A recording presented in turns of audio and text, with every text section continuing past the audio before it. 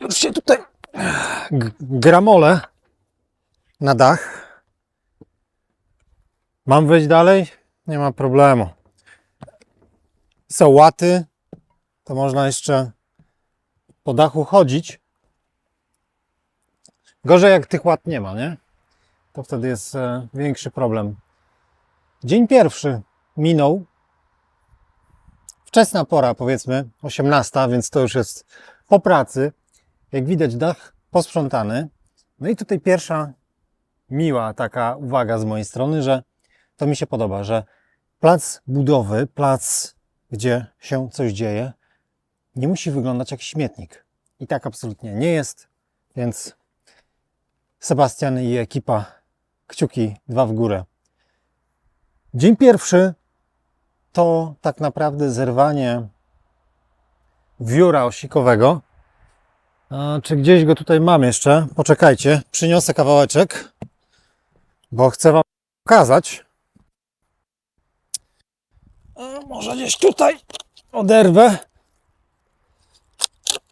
O.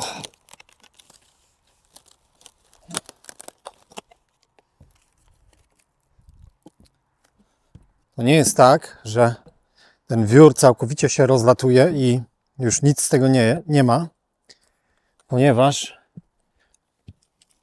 ponieważ patrząc na to, w jakim on jest stanie, to jeszcze może Wam zrobię jakieś zbliżenie, żebyście zobaczyli, to wygląda tak, że faktycznie ten wiór rozleciał się w miejscach, gdzie były i rośliny z przodu domu. Tam jest chyba, wydaje mi się, w najgorszym stanie. Zresztą ten film, który był poprzednio, pokazywałem Wam wszystko to z tego wióra. A tutaj mamy wiór, który wygląda praktycznie jak nowy. I to jest najlepsze, że te wierzchnie warstwy to jest szmelc. To się rozpadało. Ale te spodnie warstwy wyglądają bardzo, bardzo dobrze. Tu jest absolutnie zdrowe drewno. Nic się... To wygląda jak nowe. I to jest piękne. Po 17 latach to jest nadal w idealnym stanie.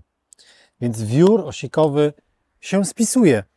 W tych naszych warunkach, gdybyśmy stali w takim szczerym polu i słońce, wiatr z każdej strony, to myślę, że nadal by to było cały dach byłby taki jak ten kawałek.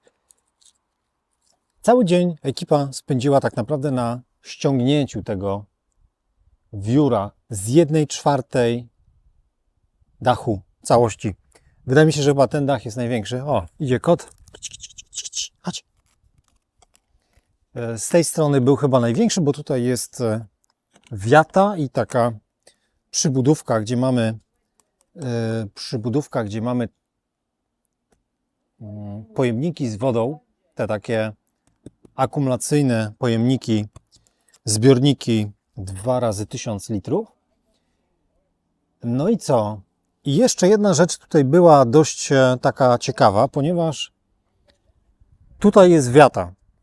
Typowa taka wiata pod samochód, czy na samochód. Nad samochodem się ta wiata znajduje. I ona była oczywiście, przechylony jest ten, czy ten dach jest nachylony, wydaje mi się, że chyba pod 33 stopnie. Czyli z 44, 45 na 33. Coś koło tego. Ale, że okazało się, że jak ten dach żeśmy położyli do końca, chyba jeszcze były same krokwie wtedy, to okazało się, że to jest jak wiatka na 3 rowery. Nie mówiąc tutaj już w ogóle o jakimś samochodzie wyższym, mały osobowy tuż przy ścianie domu by się zmieścił, ale nic więcej. Więc zdecydowaliśmy się podnieść te krokwie trochę do góry, przez co zyskaliśmy oczywiście miejsce, ale pojawił się jeden dosyć spory problem. Problem polegał na tym, że pojawił się nowy kąt. Ta część dachu, czyli to takie lekkie przełamanie, to jedna rzecz, a tutaj mamy drugie przełamanie i drugi kąt. I to jest kaszana, bo w tym miejscu gdzie jestem, jest niestety spory problem. No ale mam nadzieję, że jakoś da się tutaj zniwelować to na łatach, no bo będzie tutaj niezła gimnastyka. Jest jeszcze jeden niezły ząg taki tutaj. Zobaczcie dół tego dachu czerwonego, a tutaj tego szarego. Nie jest w jednej linii. Dlatego, że to była część dobudowana i no właśnie nie wiem, dlaczego to tak wyszło, że tam do końca te krokwie nie były zlicowane w jednej linii. Nie wiem, nie pamiętam. W każdym razie już mamy zrobione przedłużenia krokwi. Tam się pojawi jeszcze kawałek daszku i oczywiście będzie to zrobione tak, żeby tutaj była jedna lita połać. I tyle na dzisiaj. Dzięki. Będziemy w kontakcie, że tak powiem. Oglądajcie tą serię. Zobaczycie, co się tutaj u nas wyprawia. A ja ruszam dalej do pracy, bo jeszcze mam sporo do zrobienia. Na razie, cześć.